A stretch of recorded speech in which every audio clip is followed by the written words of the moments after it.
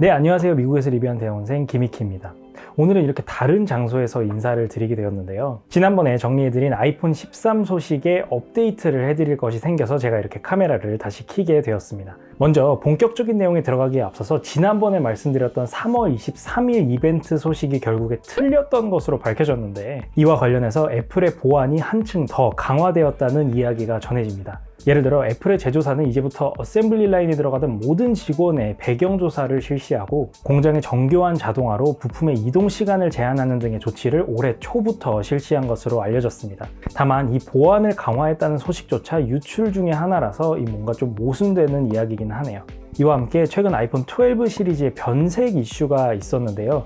특히나 빨간색 색상에서 자주 발생하는 것으로 알려졌습니다. 아직 원인 규명은 정확하게 되진 않았지만 애플의 수리 정책상 코스메틱 이슈로 치부될 가능성이 높기 때문에 애플이 이것을 이유로 제품을 교체를 해줄 시에 대한 여부는 알려지지 않았습니다. 다만 이것은 아이폰 12 시리즈에만 발생되는 이슈는 아니고 아이폰 SE 2세대 또는 아이폰 11에도 발생되던 이슈라서 혹시나 여러분들 중에 비슷한 이슈를 경험하셨던 분들은 밑에 댓글로 남겨주세요. 자, 그러면 지금부터 추가적인 아이폰 13 유출에 대해서 더 알아보겠습니다. 촬영일 기준 며칠 전 유명한 유튜버시죠. 에브리띵 애플 프로가 맥스 와인버그의 익스클루시브한 유출 소식을 전달해 왔습니다. 기존에 나왔던 내용들과 대부분 일맥상통하긴 하지만 추가적인 내용들도 존재해 지금 전달을 해드리려고 합니다. 참고로 맥스 와인버그의 현재 유출 트랙 레코드는 67.4%입니다. 낮은 편은 아니지만 감안해 주셔서 들으셔도 될 것 같습니다. 또한 지난 영상과 중복되는 내용은 최대한 배제를 하고 말씀을 드릴 계획이니까요. 혹시나 지난 영상 안 보시고 오신 분들은 여기 카드 누르셔서 지난 영상도 참고해 주세요.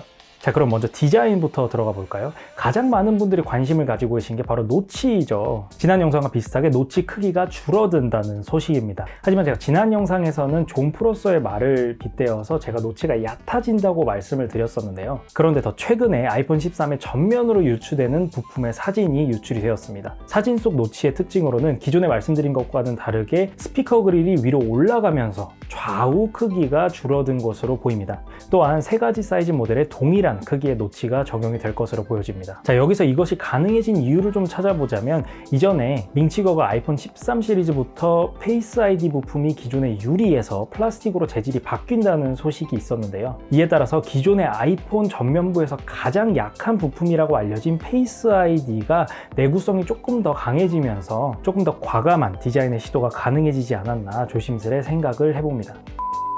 자, 다음으로는 추가되는 색상에 대해서 조금 알아보려고 합니다. 맥스 와인버그의 리포트에 따르면 애플은 현재 아이폰 13의 새로운 컬러로 더 어두워진 컬러의 그래파이트 그리고 오렌지 컬러를 실험 중이라고 밝혔습니다. 비록 그는 리포트에서 이것은 현재 1단계만 통과한 상태이며 이것이 최종 출시 컬러가 될 가능성은 높지 않다고 밝혔지만 작년에 맥스 와인버그는 아이폰 12 시리즈의 퍼시픽 블루를 가장 먼저 예측한 사람이기도 해서 아이폰 13 시리즈 구매를 고민하고 계신 분들은 참고를 하셔도 좋을 것 같습니다. 다만 이 소식에 대한 현재 여론은 특히 오렌지 컬러에 대해서는 호불호가 조금 갈리는 상황인 것 같습니다. 아이폰 12 시리즈 유출 때와는 조금 분위기가 다르네요. 또한 처음 보고된 소식으로 아이폰 13 프로 라인업에 들어가는 스테인레스에 추가적인 코팅 작업을 한 번 더 해서 지문이 덜 묻게 될 가능성이 높다고 합니다. 사실 아이폰 12 시리즈의 경우 지문 흡착기라는 별명이 붙을 정도로 지문이 잘 묻는데요. 만약 이렇게 바뀌게 된다면 아이폰을 케이스 없이 쓰시는 분들이 좀 많아질 수도 있겠다는 생각은 드네요.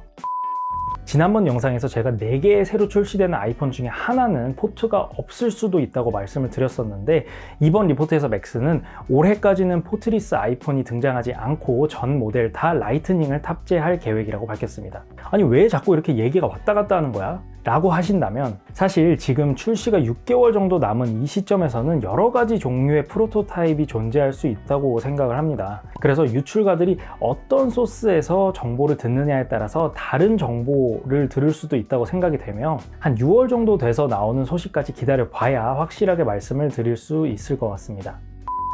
자, 그럼 다음 카메라로 넘어가 볼까요? 카메라의 경우 지난 영상에서 말씀드린 것에서 큰 골격은 하나도 바뀌지 않았습니다. 그 말인즉 전 모델 다 초광각 카메라가 업그레이드 될 예정이고 아이폰 프로와 프로 맥스의 차별을 없애고 상향 평준화를 할 거란 소식입니다. 카메라 섬의 디자인과 관련해서는 디자인 랭귀지는 그대로 가져갈 것이지만 카툭 뒤의 정도는 줄어들 것이라고 합니다. 다만 이것이 카메라 모듈 자체가 얇아지는 건지 아니면 휴대폰이 조금 두꺼워져서 상대적으로 카메라가 더 덜 튀어나와 보이는 건지에 대한 정보는 아직 밝혀지지 않았습니다.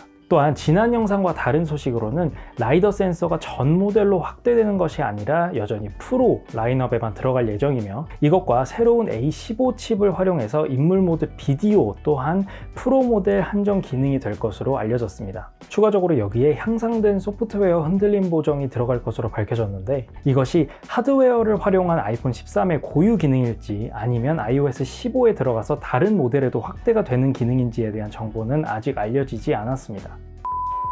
기타 추가적인 내용으로는 아이폰 13에 더 향상된 오디오 시스템이 탑재될 전망이라고 합니다. 맥스 와인버그는 아이폰 13 시리즈가 전면부에 빔포밍 마이크를 사용을 해서 더 향상된 노이즈 캔슬링 기능이 가능해질 것으로 밝혔습니다.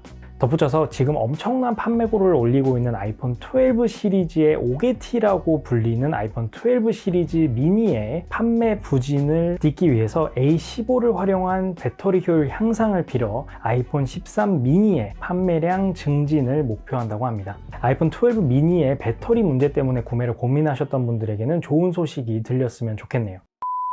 이번 리포트에서 맥스 와인버그는 아이폰 소식과 더불어 이번 4월 이벤트에 출시가 될 가능성이 있는 제품과 관련해서 리테일 매장 측에 업데이트된 내용을 밝혔습니다. 내용에 따르면 이번에 태블릿, 웨어러블 그리고 액세서리가 출시가 된다고 전달받았는데요. 여기서 말하는 태블릿이야 당연히 아이패드 프로가 될 것이고, 액세서리는 에어태그가 될 것이며, 웨어러블의 경우 사람들이 현재 새로 애플워치 밴드가 나올 것이라고 추측하고 있습니다.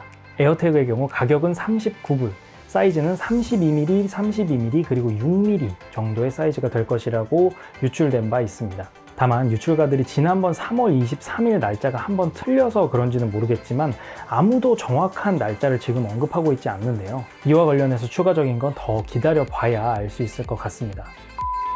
자, 오늘은 지난 아이폰 유출 영상에 추가적으로 업데이트된 내용들을 다시 한번 정리해봤습니다. 비록 아이폰 출시가 6개월 정도 남은 이 시점에서 모든 소식이 맞다고 할 수는 없겠지만, 현재 아이폰 12와 13 사이에서 구매를 고민하고 계신 분들에게 조금이나마 도움이 됐으면 좋겠습니다. 그러면 이와 관련해서 궁금한 거 있으시면 언제든지 밑에 댓글로 남겨주시고 구독과 알람 설정까지 해주시면 정말 감사하겠습니다.